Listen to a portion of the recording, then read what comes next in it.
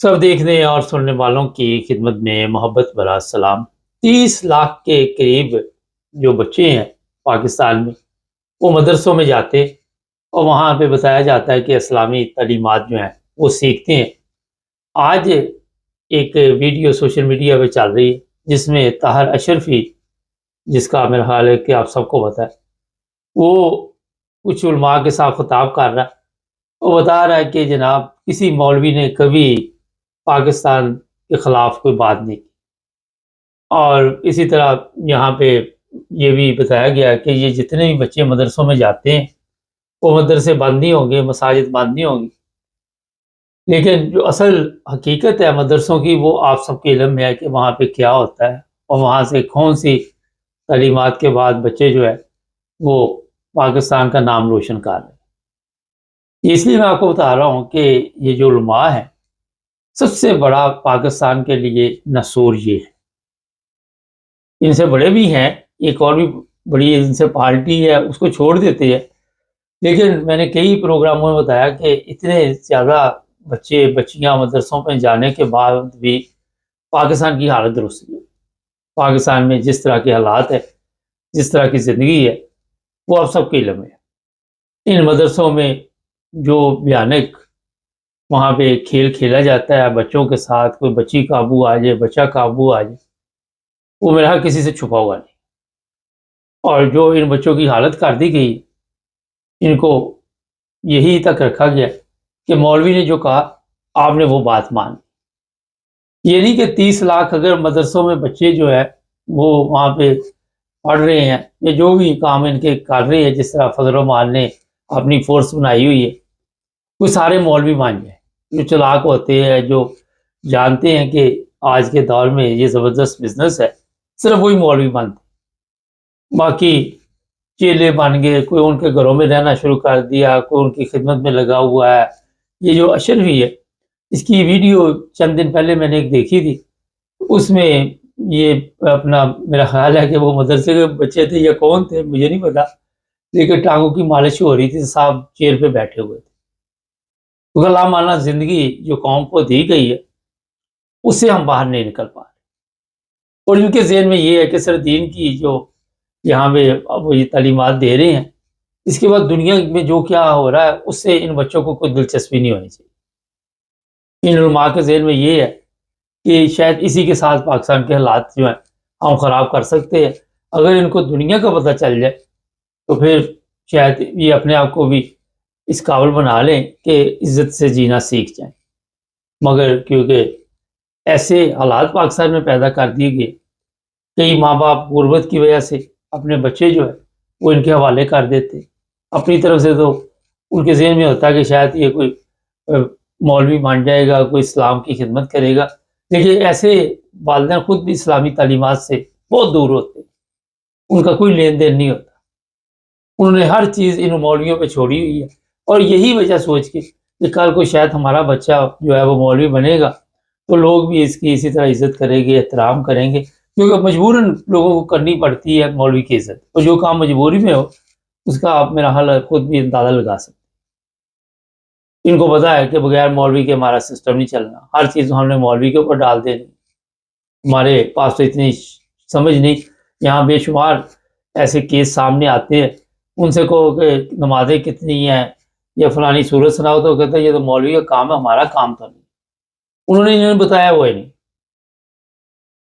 ये इसलिए मैं आपको बता रहा हूँ कि पाकिस्तान में आज आप देखते हैं जो हालात बने हुए, वो असल में जो बुनियादी चीज़ है, घर में वालिदैन के बाद लोग बच्चों को अपने मौलवियों पे या बड़े भी जो हैं वो मौलवियों पे भरोसा करके उनके कहने पे चलते।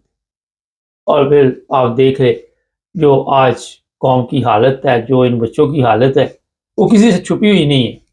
हर दफ़ा वही बातें हम बताते हैं। आपने देखा होगा सुप्रीम कोर्ट पे जब इन्होंने वहाँ पे अब वो बच्चे लेके आए तो कैसे दीवारों पे फलांग रहे थे। उन्होंने इस्लामाबाद का कबाड़ा कर दिया एक दिन में, और पुलिस की गाड़ियाँ इनको लेके आ रही थी, छोड़ने जा रही थी। दफ़ा 144 लगी हुई थी। तो यहाँ से आपको पता चलना चाहिए कि दफ़ा 144 हो या दफ़ा दो कोई दूसरी हो, इनको कोई फ़र्क नहीं पड़ता। ان کو قابو کرنے کے لیے مریم نے طریقے شروع کیے ہوئے، اور کسی کو 25,000 میں خرید لی، کسی کو 10,000 میں بک رہے ہیں، جیسے سیاستدان بکتے ہیں، جیسے دوسرے بکتے ہیں۔ لیکن کئی ایسے ہیں وہ ابھی بھی کہتے جناب نہیں، یہ مدرسے جو ہے یہ بند نہیں ہوں گے، کیونکہ گورنمنٹ کا یہ کہنا ہے کہ یہ مدرسے جو ہے اپنی تبعید میں لیے جائیں، اور یہاں پہ جو گورنمنٹ کے وہ کرے۔ اب گورنمنٹ پہ بھی لوگ بھروسہ نہیں کرتے، اس کی بھی وجہ آپ کو ہوتا ہے۔ اگر مولوی خراب ہے تو گورنمنٹ میں جو لوگ آئے ہوئے ہیں وہ ان سے بھی زیادہ خراب ہے، کیونکہ انہیں مولویوں نے تعلیم دی ہوئی ہے، اور اس کے بعد ظاہر ہے جو استاد ہوتے ہیں ان سے شاگرد آگے نکل جاتے ہیں۔ تو جو سیاستدان ہے وہ بھی کوئی وہاں پہ بچوں کے مستقبل کے لیے نہیں، اپنے بچوں کے لیے ان کو فکر ہوتی ہے، یورپ میں پڑھے یا امریکہ، آسٹریلیا، اچھی اچھی یونیورسٹیوں میں داخلے لیں۔ اس عوام کی ان کو کوئی فکر نہیں۔ ان کے نزدیک یہ عوام، میں نے کئی دفعہ آپ کو کہا کہ کیڑے مکوڑے، ان سے زیادہ ان کی کوئی حیثیت نہیں، کوئی اوقات نہیں۔ اور مولوی کے نزدیک بھی یہی حالات ہے، ان بچوں کے اور بچیوں کے، ان کے والدین کے، اور یہ ساری زندگی اسی چکر میں رہتے ہیں کہ شاید یہاں سے کوئی 4 بچے اچھی نسل کے نکل آئیں، کوئی پڑھ لکھ کے نکل آئے، کوئی اچھی ان کے پاس ایسی چیزیں ہو، مگر آپ کو ایسی خبر نہیں ملے گی۔ بات قسمتی سے ہم بھی نہیں دے سکتے، کیونکہ آپ کو ملے گا ہی نہیں ایسے کا کوئی کیس۔ یہ جو بچے ہیں، میں کئی دفعہ آپ کو بتا چکا، ان کے ساتھ جو وہاں پہ سلوک ہوتا ہے، جنسی تشدد ہوتا ہے، جس طرح ان پہ آج بھی ویڈیو چلتی ہے سوشل میڈیا، کان پکڑا ہوا ہے، تشدد کیا جا رہا ہے، مارا جا رہا ہے، پیٹا جا رہا ہے، پھر ان کو استعمال کرتے ہیں جب بھی کوئی جلسہ جلوس نکالنا ہوتا ہے اس پر، پھر کیونکہ یہ فرمانبردار ہوتے ہیں اور ان کو پھر استعمال کرنے کی کوشش کرتے۔ اور اس وقت جو پنجاب ہے وہاں پہ تو کوشش کی جا رہی کسی طرح کنٹرول کیا جائے، لیکن دوسرے 3 صوبے وہاں پہ کیونکہ پنجاب گورنمنٹ کا بس نہیں چلتا، اس وجہ سے وہاں پہ کنٹرول کرنا مشکل ہے، اور وفاق کے ذریعے سوچا جا رہا ہے کہ کسی طرح بھی ان کو اپنے کنٹرول میں لیا جائے۔ کہاں تک یہ کامیاب ہوں گے، کہاں تک نہیں۔ عام جو اسکولوں کی حالت ہے وہ بھی، جو سرکاری اسکول ہے وہ بھی بدترین ہے۔ میں پچھلے ہفتے بینکاک میں کچھ دوستوں سے بات چیت کر رہا تھا، تو وہ کہنے لگے کہ یہاں پہ بالکل فری ہے، جو تھائی لینڈ کے لوگ ہیں ان کے لیے وہاں پہ اسکولوں کی کوئی فیس نہیں، کیونکہ وہاں پہ 3-4 ہزار، میرا ہو سکتا ہے بہت بڑی تعداد میں ایسے لوگ بھی ہیں، پاکستانی بھی ہیں، انڈین تو بہت زیادہ، وہاں انڈین ہر طرف ہی آپ کو بتا۔ اور جو بات بتانے کی، میڈیکل بھی فری ہے وہاں پہ ان کا، ہماری طرح نہیں یہ کارڈ ایشو کر دیا گیا، وہ کر دیا گیا۔ پہلا غریب ملک ہے وہ، پاکستان سے کہیں غریب ہے، لیکن جب لوگوں سے پوچھتے تو کہتے یہاں کی زندگی بڑی اچھی، بدنام ہے، لیکن ہم بھی کسی سے کم نہیں، ہم بھی تو وہاں پہ جو پاکستان میں ہو رہا ہے آپ سب دیکھتے ہی رہتے ہیں آئے دن کیا کیا وہاں پہ معاملات ہوتے ہیں۔ تو جو بات آج کے پروگرام میں بتانے کی ہے کہ اتنی بڑی تعداد میں مدرسوں میں بچے پڑھنے کے باوجود بھی پاکستان کی حالت درست نہیں۔